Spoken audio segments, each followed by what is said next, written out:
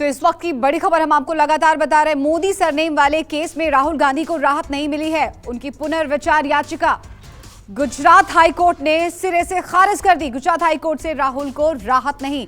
Court ने साफ तौर पर कहा है कि राहुल के खिलाफ कई मामले चल रहे हैं और राहुल की सजा पर रोक लगाने के कोर्ट के पास कोई वजह ही नहीं है, कोई कारण ही नहीं है। यानी कि अब राहुल को राहत नहीं मिली है। राहुल गांधी की जो 2 साल की सजा थी वो बरकरार है, उनकी सांसदी भी बहाल नहीं हो रही है। तो कांग्रेस को बड़ा झटका लगा है, नाउम्मीदी मिली है। हालांकि कांग्रेस की तरफ से रिएक्शन ये आ रहे हैं कि ये कोई झटका नहीं है, क्योंकि राहुल गांधी ने ही नारा दिया है डरो मत, तो हम डरने वाले नहीं। और एआईसीसी के दफ्तर में लगातार अभी भी नारेबाजी। तो राहुल गांधी को क्या भुगतनी पड़ेगी 2 साल की सजा? अब उनके पास विकल्प सिर्फ और सिर्फ सर्वोच्च अदालत है। अब देखना होगा कि कब कांग्रेस की तरफ से सुप्रीम कोर्ट का दरवाजा खटखटाया जाता है। प्रभाकर मिश्रा एक बार फिर से हमारे साथ जुड़ गए, हम उनका रुख कर लेते हैं। प्रभाकर, निश्चित तौर पर पूरी पार्टी के लिए एक बहुत बड़ा झटका है। पार्टी की तरफ से स्टेटमेंट चाहे जो भी आए, फिलहाल ये जो परिस्थितियां पैदा हुई हैं कांग्रेस पार्टी में, देखा जाए तो पूरे विपक्ष में, कैसे देखते हैं आप इसे?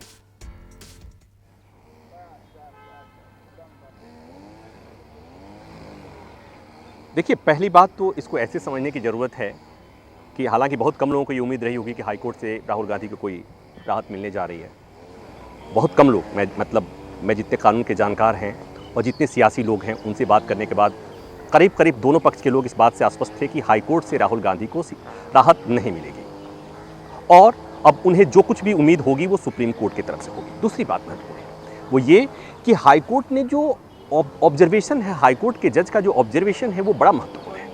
हाईकोर्ट का ऑब्जर्वेशन ये कहता है कि दोष सिद्धि यानी कन्विक्शन पर रोक कोई कानून नहीं है, कोई रूल नहीं है, वो एक्सेप्शनली ऐसा किया जा सकता है।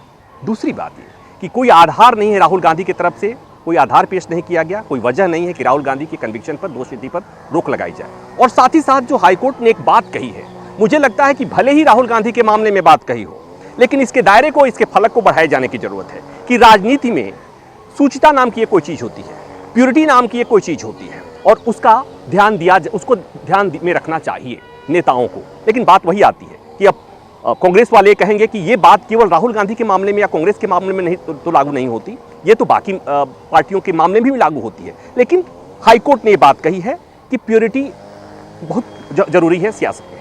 दूसरी महत्वपूर्ण बात ये कि अपने ऑर्डर में कोर्ट ने यह भी कहा है कि राहुल गांधी के खिलाफ ये केवल ये मानहानि का मामला नहीं है, 10 और मामले हैं और उसमें एक मामला वीर सावरकर को लेकर के उनकी कोई टिप्पणी है, उसके मामले में भी कोई मुकदमा दर्ज है और वो सावरकर का पोता या ग्रैंडसन है, उसने दर्ज करा रखा है। तो ये भी कोर्ट ने अपने ऑब्जर्वेशन में कहा है। तो ये बातें हुई जो रिजेक्ट करने की वजह थी, जो राहुल गांधी के पिटीशन को हाईकोर्ट ने जो रिजेक्ट किया। अब बात आती है कि सियासत तब भी हुई थी जब निचली अदालत ने राहुल गांधी को मैक्सिमम सजा सुनाया था। जब सदस्यता गई, तत्काल सदस्यता चली गई, तो भी सियासत हुई और ये सारी चीजें होंगी ही, इसलिए कि राहुल गांधी कोई एक सामान्य आदमी नहीं है।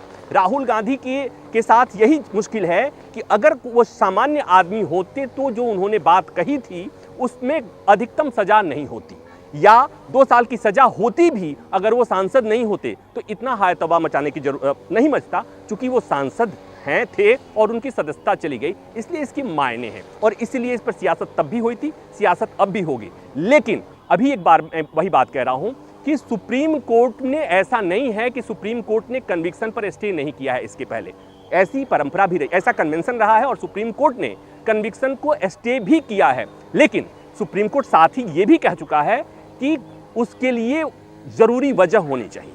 इरिपेरेबल लॉस अगर नहीं, जब तक नहीं होगा तब तक किसी के कन्विक्शन पर स्टे नहीं किया जा सकता। अब बात वही आती है कि राहुल गांधी की सदस्यता जाने से अगर कांग्रेस, राहुल गांधी सुप्रीम कोर्ट में आते हैं और उनके तरफ से ये दलील दी जाती है और ये साबित की जाती है कि इरिपेरेबल लॉस हो रहा है, यानी कि उनके संसद में नहीं जाने से डेमोक्रेसी को कितना नुकसान हो सकता है, उनके संसद में नहीं जाने से उनके क्षेत्र की जनता की आवाज़ कौन उठाएगा, ये तमाम बातें जो डेमोक्रेटिक वैल्यू की बातें होती है, ये बातें कोर्ट के सामने कहने की कोशिश होगी। लेकिन साथ ही बात ये भी कि ये बातें हाईकोर्ट में कही जा चुकी हैं और हाईकोर्ट ने उसे रिजेक्ट कर दिया है।